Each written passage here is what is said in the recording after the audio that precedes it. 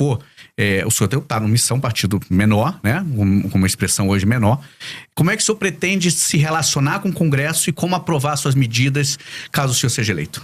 Essa é a pergunta que eu mais ouço dos lugares. E eu fico feliz de ouvir esse tipo de pergunta, porque é uma pergunta que já está consonante ao universo das propostas. Ou seja, como é que você vai fazer significa que eu tenho algo para fazer. E isso me anima, e realmente todas as rádios eu ouço, todas as perguntas vão nessa linha, porque são medidas enfáticas. Pois bem, se eu ganhei a eleição para presidente da República, isso pressupõe que eu pautei daqui até outubro o tema político. Eu saí de 3, 4% nas pesquisas e eu fui para mais de 50%. Portanto, um congresso será feito e será composto não apenas com os parlamentares que vão ser eleitos pelo meu partido, que é a missão que terá aí tranquilamente mais de 60, 70, só pelo fato de eu ter sido eleito, mas também a gente verá inúmeros outros partidos, especialmente da centrão e da direita, elegendo seus parlamentares com esse tema. Porque se eu fui eleito por uma questão lógica, esse tema pautou os demais. Os parlamentares foram eleitos, esse foi um tema que os brasileiros consideram importante. Então eu acho difícil, especialmente nos primeiros 6 meses de mandato, quando há uma espécie de um beneplácito, uma boa vontade do Congresso para com o presidente da República, algumas medidas enfáticas que estiveram em campanha não serem votadas. Depois, eu não teria medo de fazer composição com alguns partidos. O critério seria, este é o meu programa, este é o programa que foi eleito, quer participar do programa? Deputado do Ceará, ou bancada do Ceará, vocês querem participar comigo da retomada do território do Ceará? Querem usufruir do lucro político, não lucro financeiro dessa operação? Estejam comigo, vamos trabalhar junto na mesma agenda. Então eu vou ser muito aberto em trazer eles para uma agenda positiva. Agora, eu vou ser muito fechado em trazer aquela relação de compra de voto, a relação baseada na emenda. Esse tipo de relação política que se tornou a base, a relação corrente da política brasileira, ela é um elemento que nós precisamos ultrapassar, nós precisamos superar. E a superação disso vai passar por uma série de reformas que a gente vai precisar fazer ao longo do mandato também. Porque o mandato nosso tem que ser, e é isso que eu enxergo, um mandato essencialmente reformista. Eu vou pegar o Brasil no ponto A e vou colocar o Brasil no ponto B.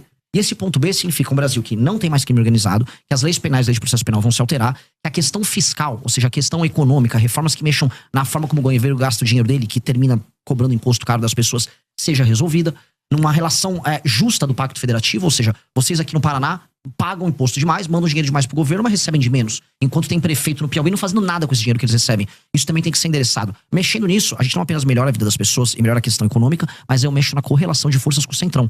Porque no fundo a tua pergunta é pertinente, porque a gente sabe que nenhum presidente governa de verdade. E esse presidente não governa de verdade por quê? Porque existe essa entidade chamada Centrão. Uma entidade amorfa, que uma hora tá com o presidente, uma hora não tá.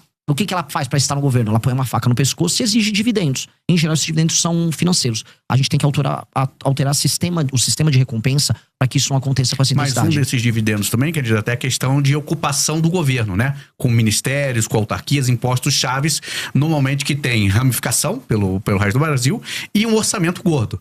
Como é que o senhor pretende? O senhor pretende, por exemplo, entregar pastas, ministérios importantes para partidos como o senhor falou do Centrão? Se for para fazer ocupação e cooptação, especialmente para dar o nome aos bois, vamos pegar aqui a Codevasf, a Companhia de Desenvolvimento do Vale do São Francisco. Que é disputadíssima. Sim, porque, inclusive, o Rio São Francisco, ele corre, né? Minas, vai Pernambuco, Bahia. Porém, ele foi, vamos dizer, de maneira fictícia levado até o Amapá, o Rio, só para que o Alcolumbre, né, que é do União Brasil, possa usufruir dos benefícios dessa empresa pública. Isso não pode acontecer, isso não vai acontecer. E, em especial essas empresas públicas que têm atuação no Nordeste, onde há uma presença maior do Centrão e onde há um uso político muito mais intensivo. Isso não será entregue.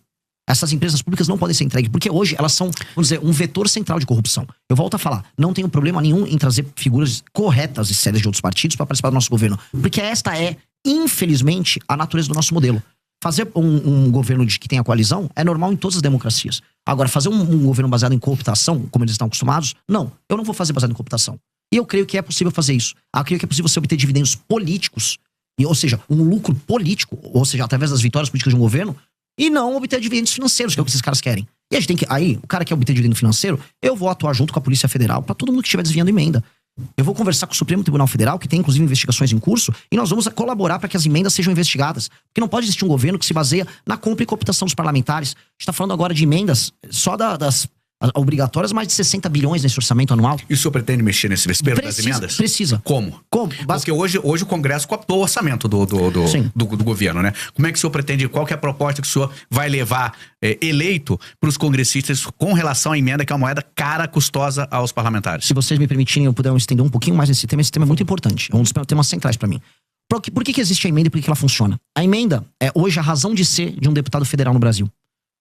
Os partidos políticos elegem deputados porque os deputados enviam para o partido político tempo de TV, fundo partidário e fundo eleitoral. Essa é a lógica. Portanto, o partido fica rico conquanto ele eleja esse número grande de deputados. E o que o deputado faz quando tá lá? A maior parte. Ele manda emenda para sua base, para inúmeros prefeitos que tocam essas emendas. O que eu chamo de tocar emenda? Ele rouba um pedaço e desvia para comprar voto na próxima eleição. trabalha com a cooptação de base, usando esse recurso. Esses prefeitos não entregam recursos para pessoas e não trabalham para melhorar a vida das pessoas. Segurança, educação, saúde, saneamento básico.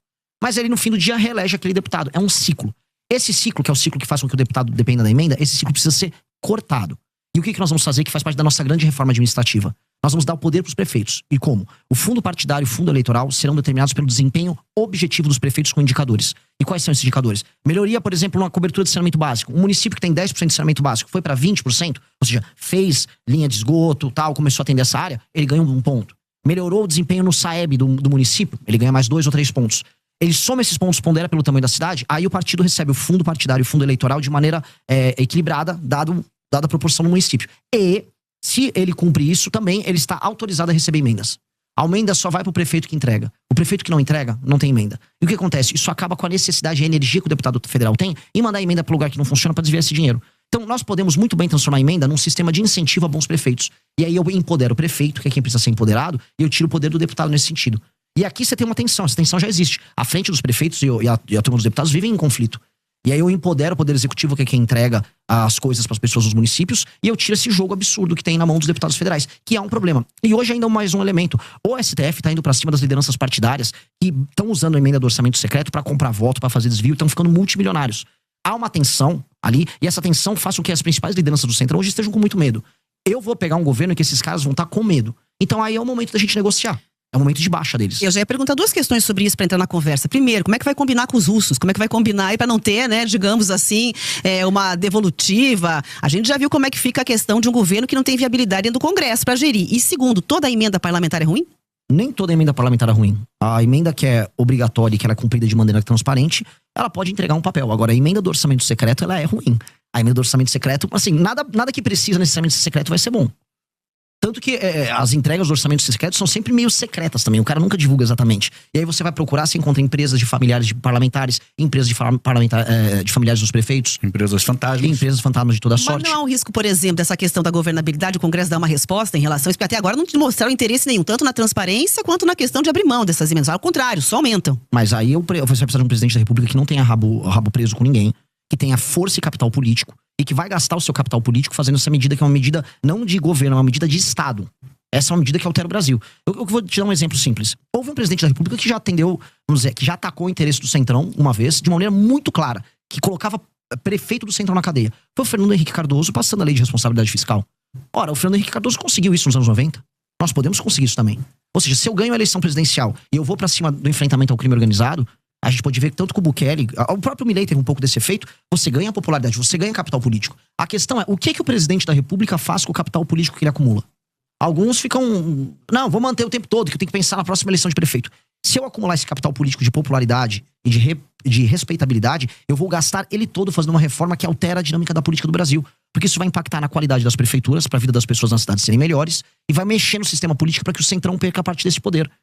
Isso precisa ser feito. E eu vou ter apoio de inúmeros partidos. Veja, mesmo alguns partidos do Centrão vão preferir o meu modelo.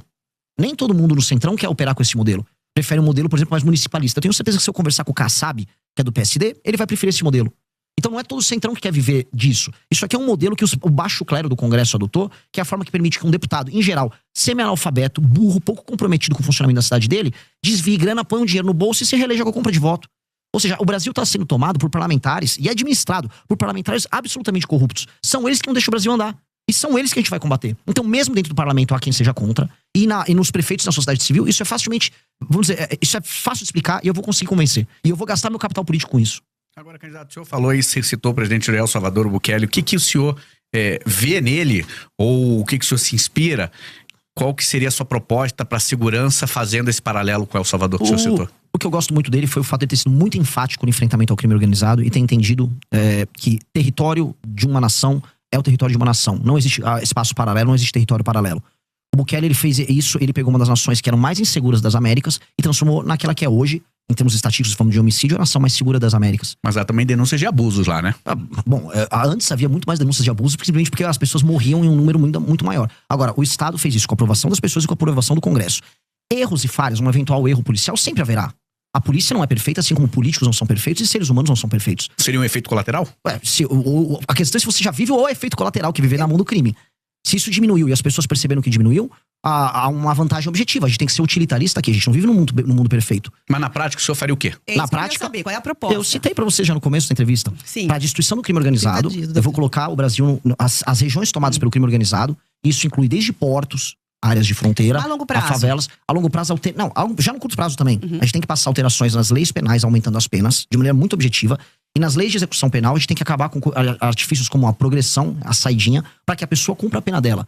Porque o que a gente precisa fazer é alterar o sistema de incentivos que nós temos para que o bandido continue cometendo crime. O que está demonstrado? É quase aquele princípio Pareto. Poucos bandidos cometem a maior parte dos crimes. Eles são sempre reincidentes. A gente tem que combater a reincidência. Então, se a gente aumenta a pena muito e evita a progressão, aquela pessoa que comete um crime, ela na prática ela vai ficar mais tempo na cadeia e ela, antes de tudo, vai ter medo de cometer esse crime para não passar a vida inteira dela lá. E o reincidente, que é o maior problemático, bom, esse aí só sendo muito idiota em continuar cometendo crime. Haverá sempre um reincidente idiota, porque as pessoas, por vezes, são idiotas, cometem crimes baseados em impulso, e esse cara vai ter que ser parado. Então, a polícia tem que ter meios de ação, as leis têm que evitar a progressão, e com base nisso a gente vai conseguir reduzir muito, não apenas o número de homicídios, porque a gente tem números de guerra de homicídio no Brasil. O Brasil tem 22 mortos a cada 100 mil habitantes. A Ucrânia vive de 4 a 5 a cada 100 mil habitantes, em guerra. A gente tem que jogar o Brasil no mínimo para 4 a 5, pra gente ficar no status de guerra na Ucrânia. E o número de assaltos e roubos tem que cair vertiginosamente. Outra coisa, existe muita violência contra a mulher, e isso está demonstrado. Não só violência em casa, mas violência na rua. Foi entendida a mulher como uma pessoa que tá num status mais frágil para receber um homem que vai botar uma arma, ela entrega as coisas. Os crimes de natureza sexual estão aumentando com relação às mulheres, e a sociedade está ficando escandalizada com isso. É uma sensação de segurança geral. Então isso precisa ser dado de volta para as pessoas. Nominalmente, a gente tem o direito de ir e vir. Agora, eu duvido que minha irmã sinta que ela tem o direito de vir na sociedade brasileira.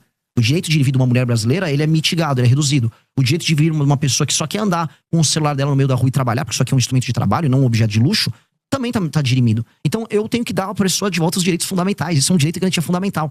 E, em grande medida, é isso que o Bukele ele garantiu para as pessoas de El Salvador. Por que ele teve uma votação tão alta? De maneira muito clara. Porque as pessoas sentiram que elas recuperaram direitos fundamentais. O direito de ir e vir faz parte do princípio da liberdade. A liberdade de vir, a liberdade de expressão. E ela foi entregue para essas pessoas. E isso para as pessoas dão um valor muito grande. Então o brasileiro precisa